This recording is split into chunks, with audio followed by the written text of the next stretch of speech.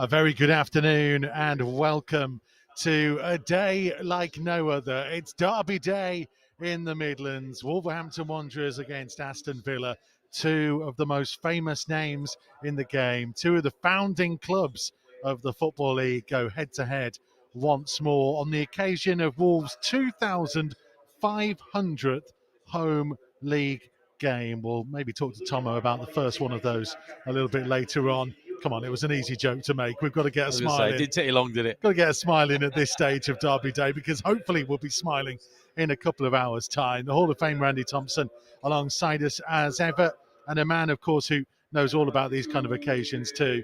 Man who made his debut on a Derby Day, not quite this Derby Day, but of course there's so many big games to play in. Lee Naylor alongside us once more here at Molineux.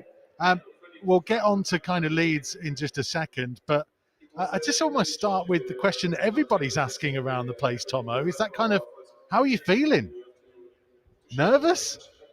A little bit, especially with the two players that we got missing, Jimenez and Neves. Neves through injury and Jimenez suspension. Two massive players for us. But look, we've talked about players coming back in from the injuries and things like that. Opportunity for players who have been on the edge of playing.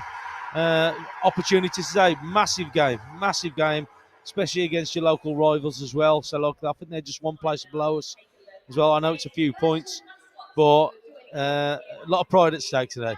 Lee Naylor, I sense you're not necessarily one for pre-match nerves, are you? No. I mean, maybe on my debut, but after that, no. No, it's I love these games, and I think every player does.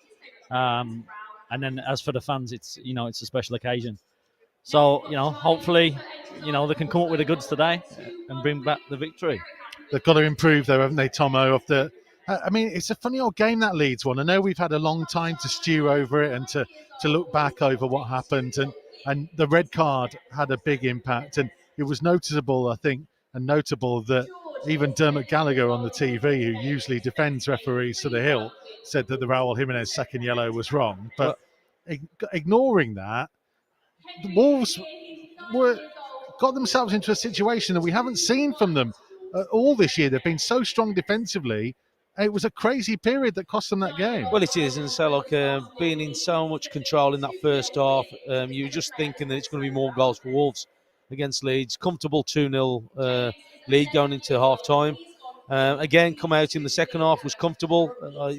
The sending off, changed the game, but it shouldn't have done.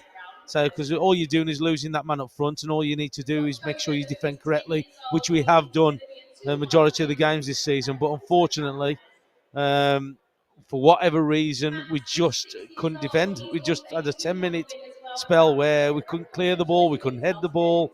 Everything we tried to hit went straight to a Leeds player, and it's just one of those things. And I haven't seen that happen to us for a long time. And so, usually we're very composed, very good at defending as a unit. But just in that instance there, we caused our own problems for one reason or another. And I'm not just going to say just one player, because it was a number of players that just weren't to the scratch of just defending correctly. In a funny way, Lee Naylor, is the fact they had an international break, so they got to go away, many of them, with their countries. They had big games to play in while they're away, the majority of them. In a funny way, does that help kind of put that Leeds performance, certainly in the second half, behind them? Yeah, I think it gives them another focus. Obviously, when they get back, they're straight into Premiership mode and, on to the next game. But, they quickly have to forget about that one and go on their separate journey with the national teams. I don't think, an international break particularly refreshes the players. Many of them are playing training and playing games to a high level, and they come back. Some are travelling, from a far distance.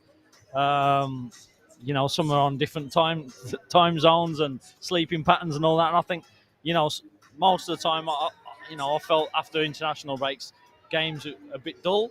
Hopefully this one isn't. But no, we'll see. I think we'd all take a dull 1-0. By the way, you can tell how excited Lee Naylor is because he's forgotten that we're all technically looking at these screens. He's the only one looking out. So if anybody else in the stadium is looking at us, it just looks like Tomo and I have been incredibly rude and ignoring him as he's looking at us as we're talking. Anyway, this is what you get on Matchday Live Extra, and we absolutely love it. Let's take a quick look back on, I say, the best of what happened last time out against Leeds. This is what happened in that game. A slight change in shape now as Martinho plays a wonderful ball through, and here's Trincao, right hand side, 3 to aim for, tries to put it back, it's Johnny! Here's Johnny, popping up in the right place at the right time. Welcome back to the Spaniard. And it's Trincao looking through the middle, Daniel Penance with the flick, Trincao, Aït-Nouri racing up, Trincao's gone for goal! Off the inside of the post, and somehow the ball comes away. Saiz, brilliant through ball, Daniel Penance, left hand side of the box, low one across, Jimenez couldn't score, it's going to come to Johnny, and tipped over the crossbar by Meslier. Here come Wolves on with it quickly, Penance pulling it back, Trincao to strike it, finally! It's into the bottom corner, Francisco Trincao has a Premier League goal at last! There's Willy Bolly forwards, and again it's going to come through to Raúl Jiménez, and Meslier is a long way out, oh, and Meslier collided with Raúl Jiménez.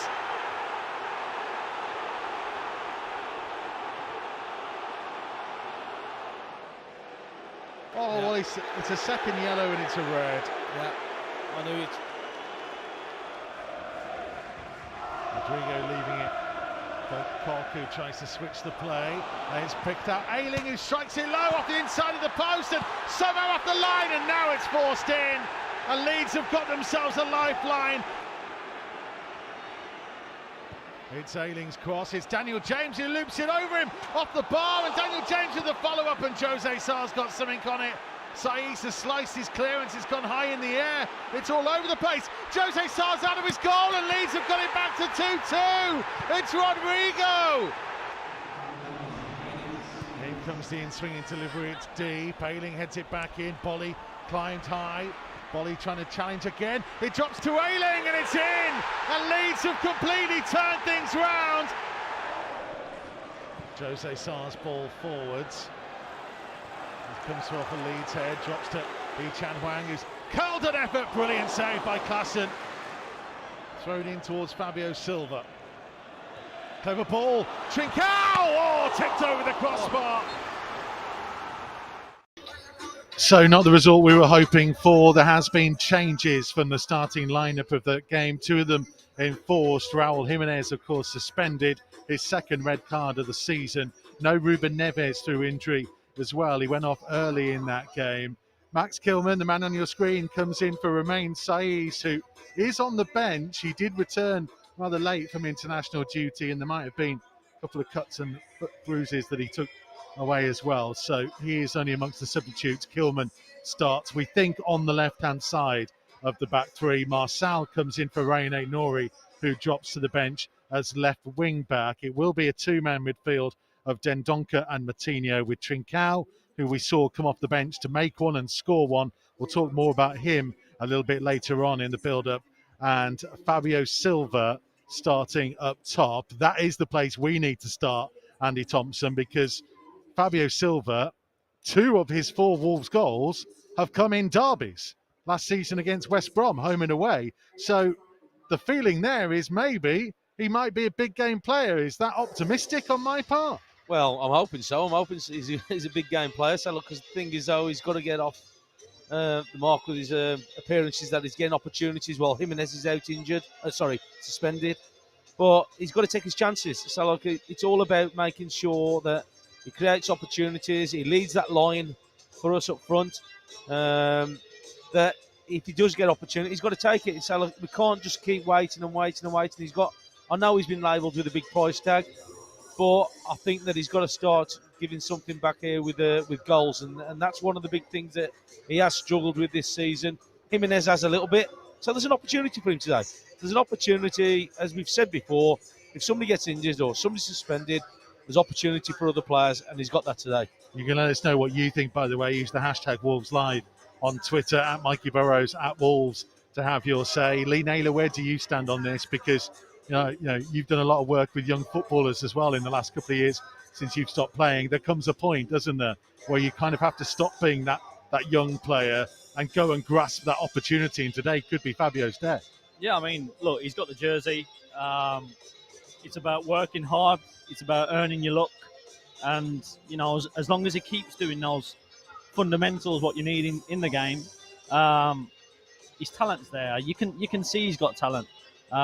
He's not being as lucky as what, he could be. But as long as he keeps working hard, keeps getting in the right areas, I'm sure he'll come good. I'll just on the back of that as well. I'd like him to be more selfish in front of goal. When he gets in that 18-yard box, he's always looking for somebody else, and that's great.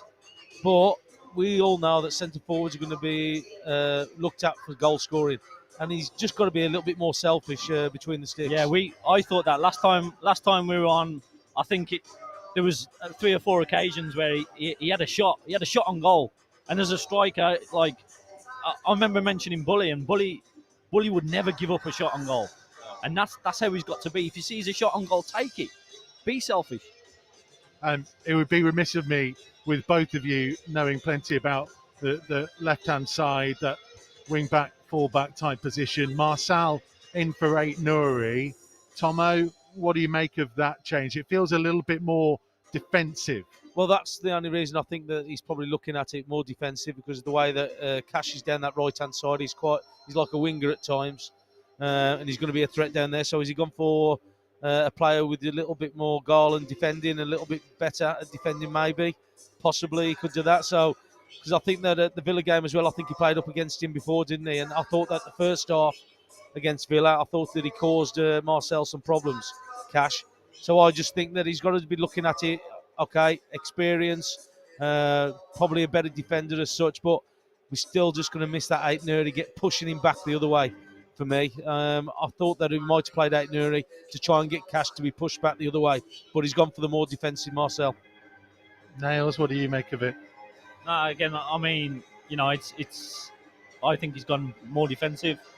I think he sees that Neves isn't playing. We haven't got that person that literally links us all together. So I think he's gone a bit more defensive with it.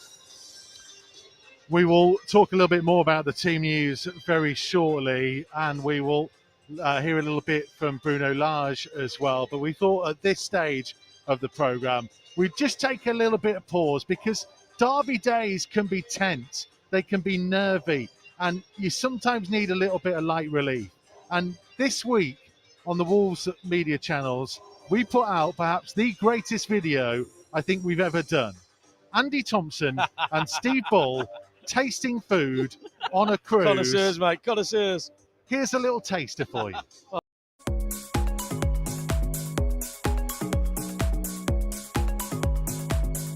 Oh, mate, the starter, I think it was quite nice, to be fair. Yeah. I think, what do you think of the prawns in the... I thought the prawns are gorgeous. Yeah. Yeah, the prawns are beautiful. So, look, I thought they were a nice taste. A little bit of a kick to it, which was nice. For the main meal, how about your beef? Oh, I've got to say that it's gorgeous. It just fell apart. Was it 5.5 hours just cooking? It tasted like 6.5 hours, to be fair. Because I had a little bit at the end of it, and I thought it was lovely. I thought, like, I had pork or beef, and I thought, I love beef, but sometimes it comes undercooked, sometimes it don't. But I'll tell you what, yours is beautiful. But I had the pork.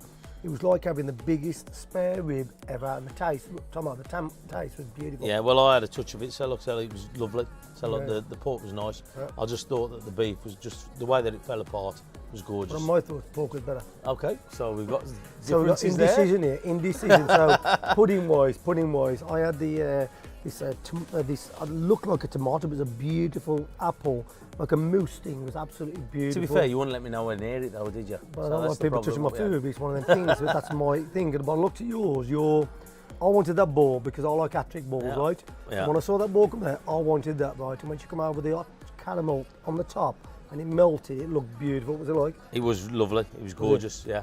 I would have liked to have a taste of the strawberry news just to see, but he didn't let me have it. Then we get on to the mushroom. So, yeah, that was lovely, nice. Lovely and fluffy. Yeah, it was. Also, that was lovely with the pink on the top as well, like a lovely taste. And I can't fault what I've had tonight. The greatest video we have ever done. There is 7 minutes of it. Now, in that video, you can hear Tomo and Bully discussing the fact that Tomo was trying to eat some of Bully's dessert. Getting and he nowhere wouldn't near it, let him. mate. Getting nowhere near it. Now, this is why, right? We've managed to pick out another bit from the longer video to explain. Have a look here as Tomo goes in for Bully's main, and have a look at Bully's reaction to what happens here. It's very defensive, mate. So there's what Bully had. Look, Tomo's just helping himself. Bully doesn't realise. Now he does. Look at that face. And there's a friend of mine And he for actually years. pulls it. He actually uses his fork to pull it closer to him. He's saying good. Be done. See that? So friends for years, mate, but wouldn't let me anywhere near his dinner. Look at him. Bully is raging inside right now. Well, that's his normal plate, mate. What he's got to tell him, what he's eating off. I mean, look at them. Look at them. Look at that pair.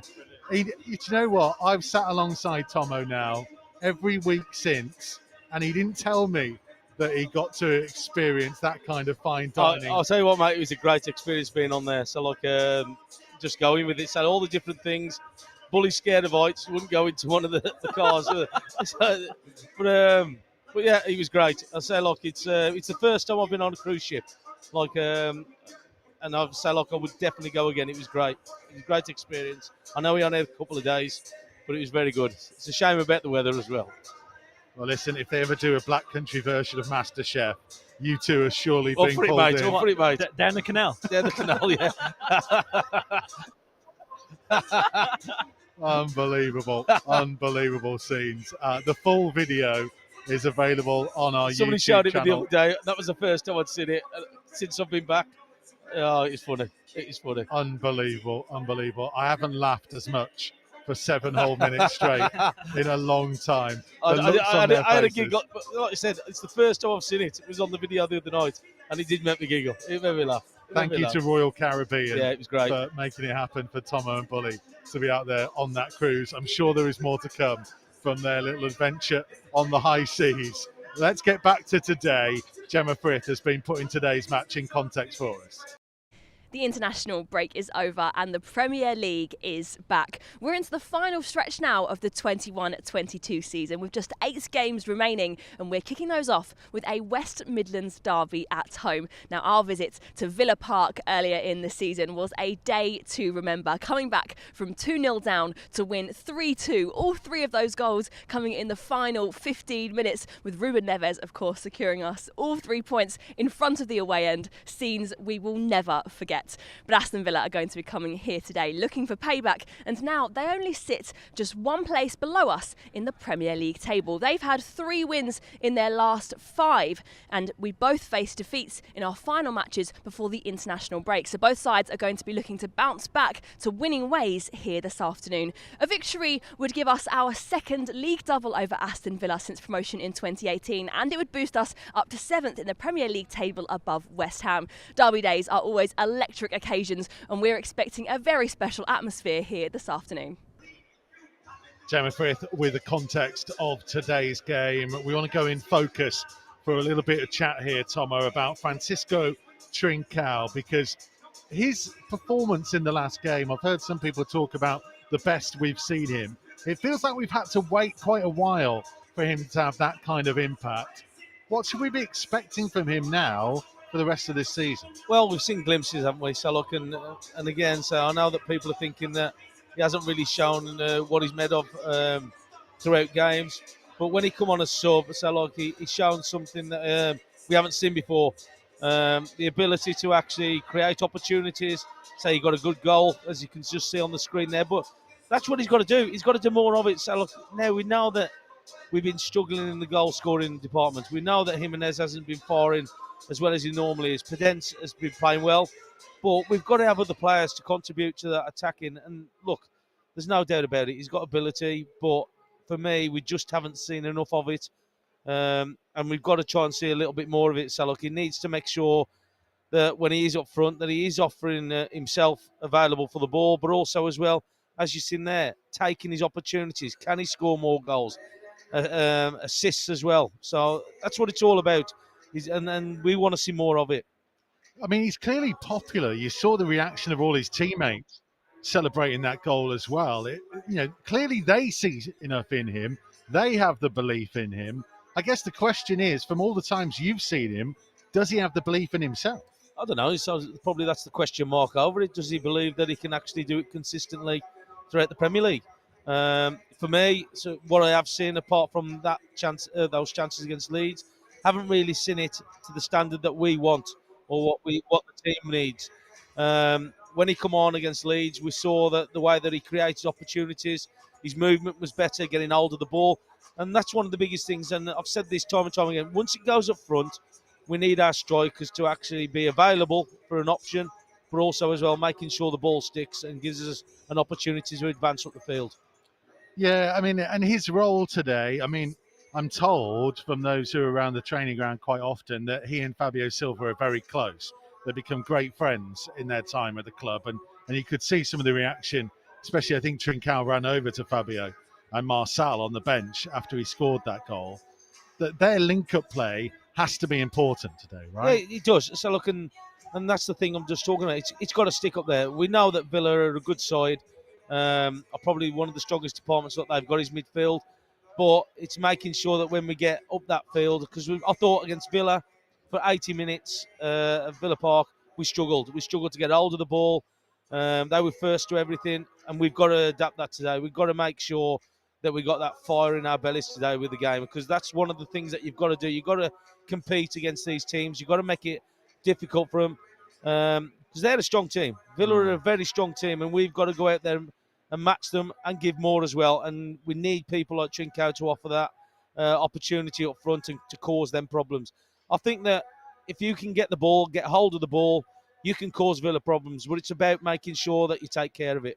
It was a strange day that day at Villa Park. Raul Jimenez had just come back from international duty with Mexico and wasn't allowed to get changed with the rest of his teammates, and he was warming up for a long time in front of us. And as Tomo says, Wolves struggled without him. They will have to do so again today. Hopefully won't be struggling, but we'll have players like Fabio Silva and Trincao to take their place. Let's look back on the last time Wolves beat Villa here at Molineux, and it was inspired by two men who are missing today, Ruben Neves and Raul Jimenez. Jota, Saiz, Jimenez, Dendoncker, Doherty, all in there. Martinho pulling it back. Ruben Neves to strike it! Ruben Neves! Ruben Neves! Ruben Neves with an unbelievable hit!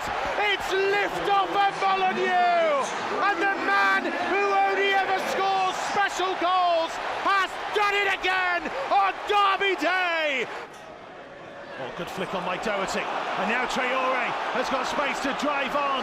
Taylor trying to get back with him. Traore into the penalty area, just standing up his man, striking off the crossbar, rattles the woodwork, and it will bounce behind for a goal kick.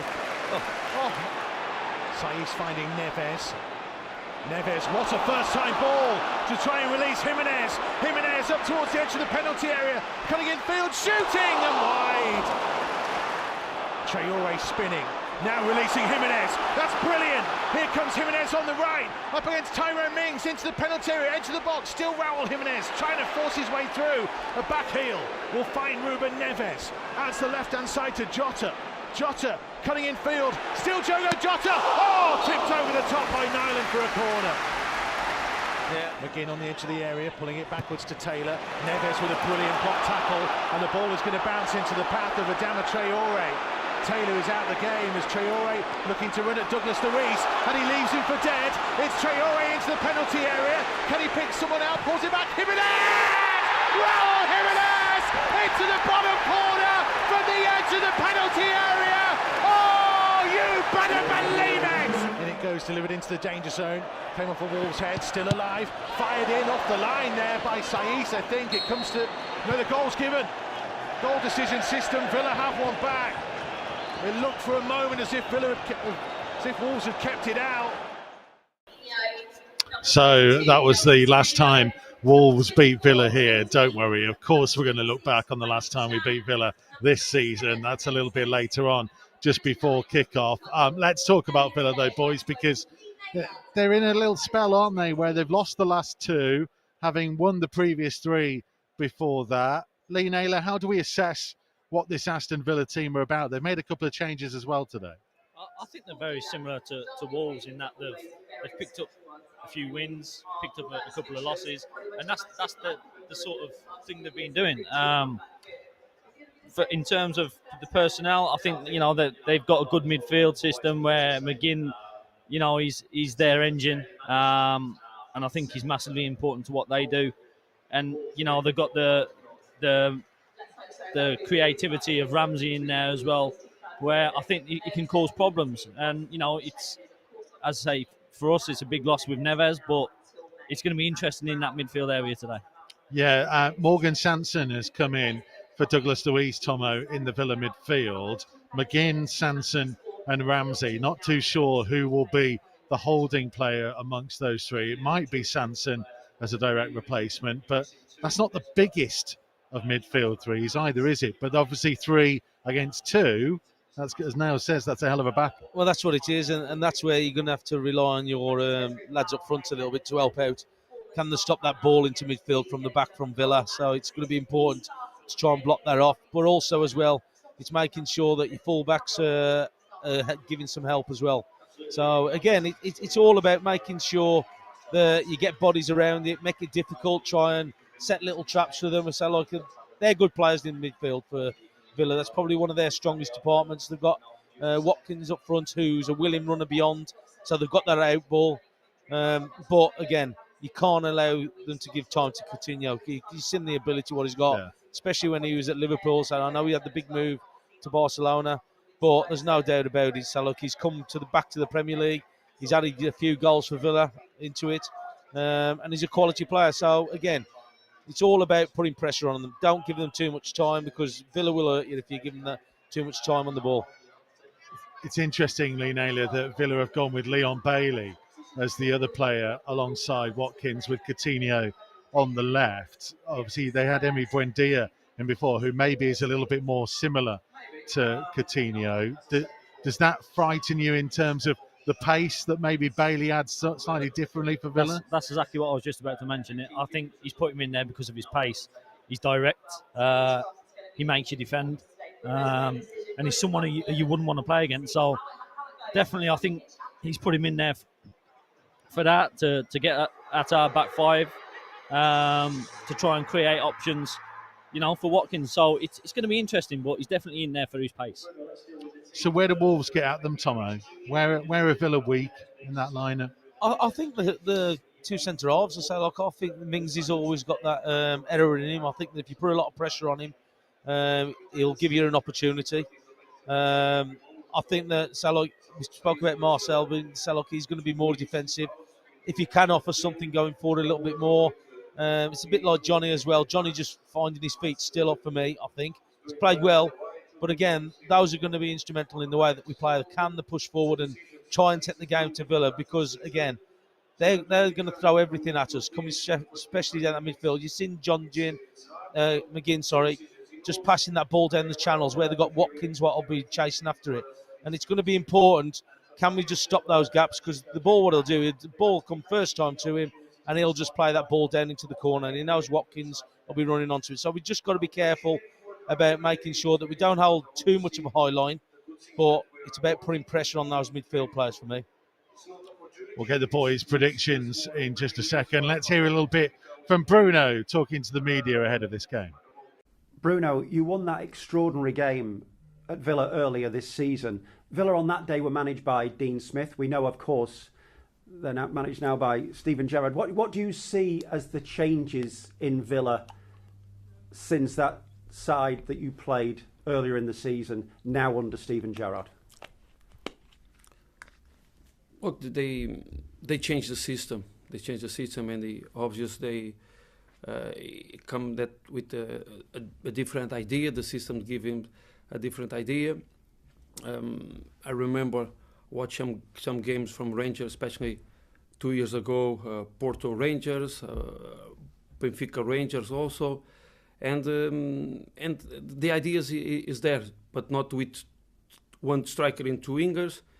It's a little bit different. It's two strikers and one offensive midfielder. Coutinho is there in that zone. It can be a striker, can move on the right, can move on the left, can play between the lines, can play doing a diamond in the midfielder. So that's the different dynamic. It will be our first time that we're going to play with against a system like that.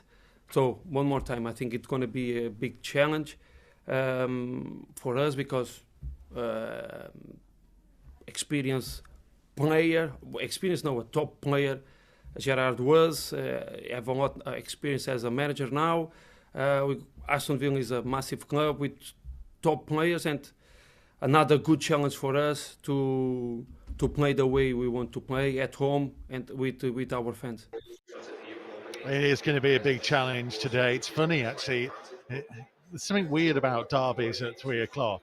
It doesn't quite feel like anyone's taking this too seriously as a derby, but it feels a little bit flat at the moment. I'm sure it won't be come kick-off in a little under 15 minutes time or so.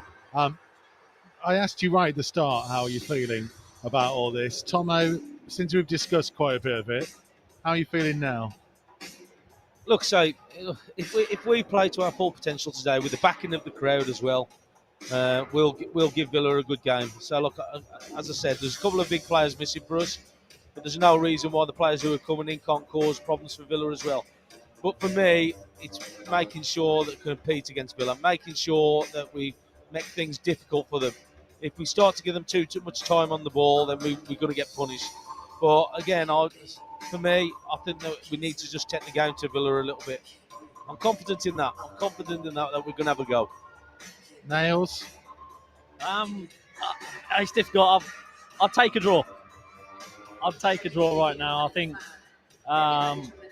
we got two players that are massive for us that are not playing, and I just see that, if we can be right at it, possibly a 2-1, but I just fancy 2-2 draw. 2-2. Tomo, are you going for your traditional 2-1? 2-1, yeah. I say I can't bet against Wolves. Yourself? You can be a usual 1-0? I would snap your hand off for a 1-0. You know that, especially today. I think that this is going to be a difficult game today. Any victory today is a good game, especially in local derby games. Tomo, I'm not betting against Wolves. No, I know you're not. I'm going for a point. That's a good point. Who knows what can happen on Derby Day? As we know only too well from earlier on this season, anything can happen, even in the final 10 minutes. We'll leave you with the drama from Villa Park. Make sure to head over to wolves.co.uk and the Wolves app for full live commentary from Andy Thompson, Lee Naylor and myself. Hopefully, fingers crossed, we are still kings of the Midlands in 2 hours' time. Cash with a left-footed cross, Kilman with the header away. Douglas Luiz down to McGinn, who strikes it through the bodies and wide at the left-hand post of Jose Sarr. Trying to get at Marçal, goes past him on the outside, and Cash, low cross in, Buendia goalwards just wide of the left-hand post of Jose Sarr. And here's Buendia onto Danny Ings. Ings in the penalty area, what a save by Jose Sarr.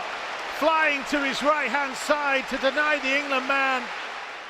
Now an interception that Traore will try and set off at speed, and it's a brilliant run by Traore. He's gone past three. It's the edge of the area. Traore. Oh, what a save! God.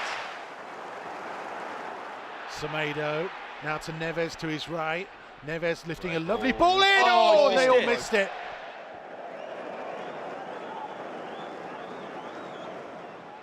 Allowed to turn and run it into the Wolves half, and lifting it for the run of Watkins, who tees it up here for Cash to strike it. Thankfully, couldn't keep it down. McGinn trying to spin onto his right foot, living the cross, headed goalwards and headed in by Danny Ings.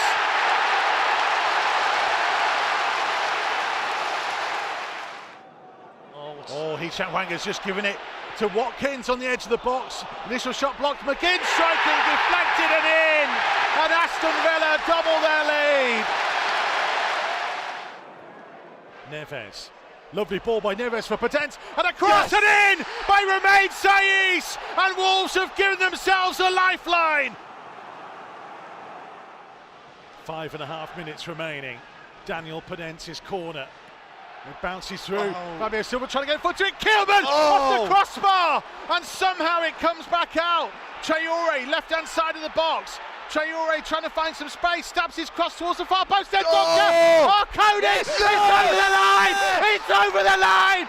It's over the line! Connor Cody is the man celebrating, and Wolves are back on level terms on Derby Day at Villa Park. It is remarkable scenes. Ruben Neves to step up. It's Ruben Neves. It deflects off the wall. It's in! It's in! It's Ruben Neves who surely wins the game on Derby Day. Incredible drama at Villa Park from 2-0 down to 3-2 up with seconds to go. Oh my God! I just want to throw my earphones and jump in the Bulls fans. I can't take this. I'm not coming again, Mikey. I'll tell you what a 15 minutes we've had.